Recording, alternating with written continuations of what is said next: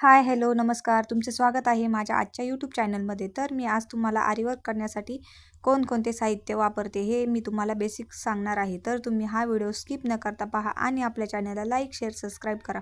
तर मी सुरुवातीला इतके सारे मटेरियल घेतलं आहे. आपल्याला आरीवर्क करताना आपण सुरुवातीला इतके सारे साहित्य आपण घेत असतो. त्यानंतर आपण सुरुवातीला हे गोल्डन मनी घेतले आहेत. हे गोल्डन मनी साईजने थोडे मोठे आहे आणि याचे आपण बॅकला आणि बाहीला सुद्धा डिझाईन छान बनवत असतो. अशा प्रकारे हे गोल्डन मण्याचा आपण वापर करत असतो. त्यानंतर हे मोत्याचे मणी आहे आणि हे मोत्याचे मणी खूप डिझाईनवर छान दिसतात आणि अट्रॅक्टिव्ह डिझाईन दिसते या मण्यामुळे. आणि महाराष्ट्रीयन नथीसाठी सुद्धा आपण या मोत्याच्या मण्याचा वापर करत असतो. हे साईजने थोडे लहान आहे आणि हे पण मोत्याचेच मणी आहे आणि हे साईजने थोडे मोठे आहे. ह्याचा सुद्धा आपण महाराष्ट्रीयन नथीमध्ये सुद्धा वापर करत असतो. ह्याची सुद्धा डिझाईन छान दिसत असते. हे आहे गहू बीड्स. याचा वापर आपण बॅकला डिझाईन बनवण्यासाठी वापर करत असतो. याची सिंपल आणि सुंदर डिझाईन खूप छान वाटते गहू बीड्सची आणि ते बाजारात कुठेही अवेलेबल आहे. अशा प्रकारे आपण गहू बीड्सची सुद्धा छान डिझाईन बनवत असतो. त्यानंतर हे सिल्वर मनी आहे. हे साईजने थोडे लहान आहे पण ह्याची सुद्धा डिझाईन आपल्याला ब्लाऊज पीसानुसार आपण ह्या सिल्वर मण्याची सुद्धा डिझाईन ब्लाऊज पीसवर करत असतो आणि ते छान सुद्धा दिसतात. ब्लाऊजवर वेगवेगळ्या प्रकारचे. त्यानंतर ही बॉल चैन आहे आणि ही चैन आपण नुसती ही बॉल चैन आहे आणि ही आपण बॅकला डिझाईन करण्यासाठी चिटकवत असतो. ही आहे जरदोजी. जरदोजी ही वेगवेगळ्या प्रकारची बाजारात अवेलेबल असते. डिझाईनची पण भेटते आणि साधी पण भेटते. त्याचे आपण बारीक बारीक कट करून आपण ती जरदोजीचा आपण छान असे पान तयार करत असतो. अशा प्रकारे जरदोजीची डिझाईन सुद्धा छान दिसते. त्यानंतर ही स्टोन चैन आहे. ही स्टोन चैन आपण बॅकला डिझाईन करण्यासाठी सुद्धा आपण याचा वापर करत असतो. ती चैन स्टिच आपण नुसती चिटकून देत असतो. त्यानंतर हे सुद्धा गोल्डन प्रकारचे मणी आहे आणि हे साईजने लहान मोठे आपल्याला बाजारात गोल्डन मणी अवेलेबल असतात. त्यानंतर हे कुंदन आहे. हे ड्रॉप शेपचे कुंदन आहे. हे आपण डिझाईन बनवण्यासाठी सुद्धा याचा वापर करत असतो. या प्रकारचे कुंदन हे बाजारात वेगवेगळ्या प्रकारचे कलरनुसार भेटत असतात आणि आज याची डिझाईन सुद्धा खूप अट्रॅक्टिव्ह दिसते किंवा आपण याचे पॅच किंवा लटकन सुद्धा तयार करत असतो. अशा प्रकारचे पॅच बनवल्याने सुद्धा डिझाईन छान दिसते. आपण बॅकला जे पॅच बनवतो ते याच कुंदनने बनलेले असतात. अशा प्रकारे हे नवरीच्या ब्लाऊजला, बोटनेक ब्लाऊजला आपण हे छान असे लटकन लावत असतो आणि त्याने सुद्धा डिझाईन छान दिसते. नवरीच्या आपण बोटनेकच्या ब्लाऊजला हे लटकन लावत असतो. त्यानंतर हे मणी आपण हँगिंग बनवण्यासाठी बाहीवर याचा वापर करत असतो. अशा प्रकारे हे लटकनचे सुद्धा मण्याने ती डिझाईन छान वाटते. त्यानंतर हे कटर आहे आणि हे कटरचा वापर आपण दोरा कट करण्यासाठी वापरत असतो.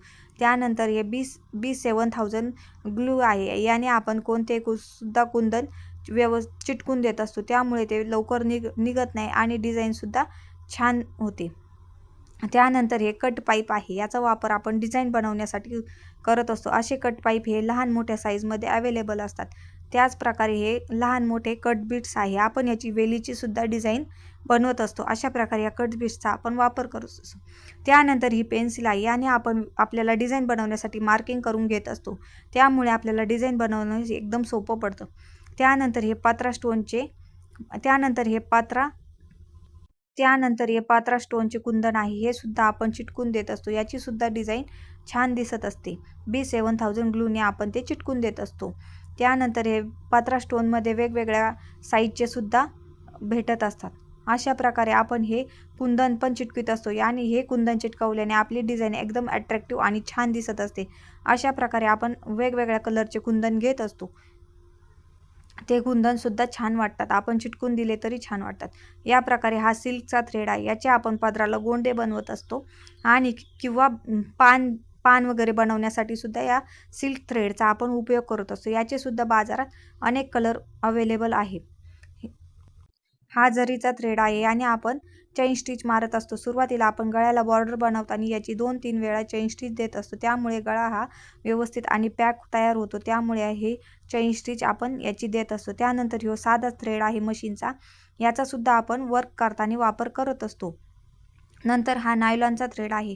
नायलॉनचा थ्रेडने वर्क करताना एकदम सोपे पडते आणि आपलं वर्क फास्ट होते. हा एकदम बारीक असतो आणि तो सुईतून पटकन वर येतो. अशा प्रकारे आपण नायलॉनच्या थ्रेडने सुद्धा वर्क करत असतो. या आहे शुगर बीट्स. याचा वापर आपण चेन स्टिच दिल्यानंतर याचा वापर आपण करत असतो. त्यानंतर आपण शुगर बीट्सची लाईन देत असतो. चेन स्टिच दिल्यानंतर आपण शुगर बीट्सची लाईन देत असतो. त्यामुळे आपली डिझाईन छान बारीक आणि नाजूक पद्धतीने तयार होत असते. अशा प्रकारे आपल्याला इतके सारे साहित्य लागत असते. त्यानंतर आपण मेन म्हणजे आपल्याला सुई ही कोणत्या प्रकारची वापरत असतो आपण ते चेन स्टिच देताना आणि वर्क करताना एकदम महत्त्वाचं आहे. त्यामध्ये वेगवेगळ्या प्रकारच्या सुया बाजारात अवेलेबल असतात, पण आपल्याला ही सुई चेन स्टिच देण्यासाठी वापरत असतो. कारण की याने आपली चेन स्टिच एकदम सोपी पडते आणि ती व्यवस्थित पडते. आणि चेन स्टिचला आपण दोरा गुंडाळलेला असतो, त्यामुळे ती व्यवस्थित अशी आपल्याला हातातून फिरवता येते आणि आपलं वर्क करताना एकदम सोपं पडतं. अशा प्रकारे आपली ही वर्क करताना आपण या सुईचा वापर करत असतो. अशा प्रकारे बाजारात अनेक प्रकारच्या सुया अवेलेबल असतात. अशा प्रकारे आपण वर्क करताना इतके सारे साहित्य आपल्याला लागत असते. हा व्हिडिओ कसा वाटला नक्की सांगा आणि आपल्या चॅनलला सबस्क्राईब करा.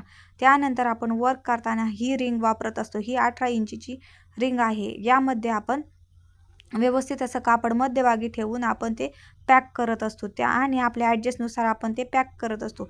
अशा प्रकारे ही रिंगचा आपण वापर करत असतो आणि ती रिंग व्यवस्थित अशी ॲडजस्ट करून आपण ती व्यवस्थित अशी पॅक करून घेत असतो. वर्क करत असताना महत्त्वाचा मुद्दा म्हणजे आपल्याला हे स्टँड लागत असतं.